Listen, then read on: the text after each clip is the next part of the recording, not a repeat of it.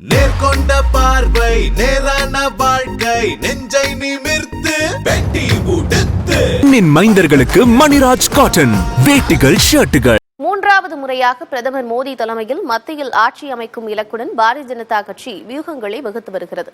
இதற்காக பல்வேறு மாநிலங்களில் கட்சிகளுடன் கூட்டணி பேச்சுவார்த்தை நடத்தி வருகிறது. மக்களவைத் தேர்தல் நெருங்கி வரும் வேளையில் கூட்டணிக்கான முயற்சிகளை பாரதிய ஜனதா கட்சி தீவிரப்படுத்தி வருகிறது.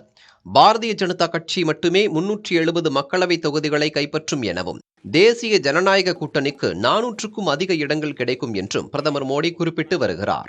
நாடாளுமன்ற மக்களவையில் குடியரசுத் தலைவர் உரைக்கு நன்றி தெரிவிக்கும் உரையின் போதும் பிரதமர் மோடி 400 இடங்களில் வெற்றி பெறுவது பற்றி நம்பிக்கை தெரிவித்தார்.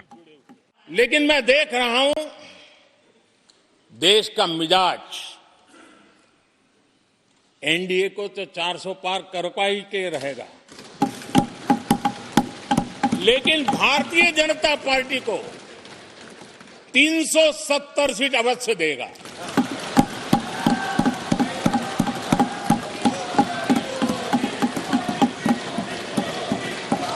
बीजेपी को 370 सीट और एनडीए को 400 पार.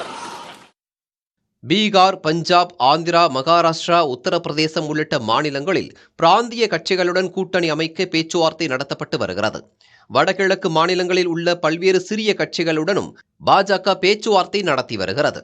மக்களவைத் தேர்தல் நெருங்கும் நிலையில் பல்வேறு புதிய கூட்டணிகள் உருவாகலாம் என கருதப்படுகிறது.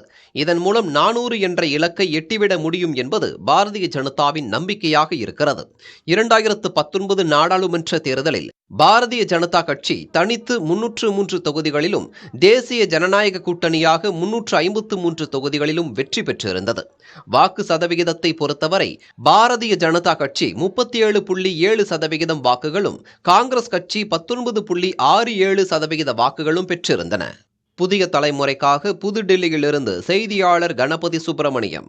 நேர்கொண்ட பார்வை நேரான வாழ்க்கை நெஞ்சை நிமிர்த்து வெட்டி உடுத்து மைந்தர்களுக்கு மணிராஜ் காட்டன் வேட்டிகள் ஷர்ட்டுகள்.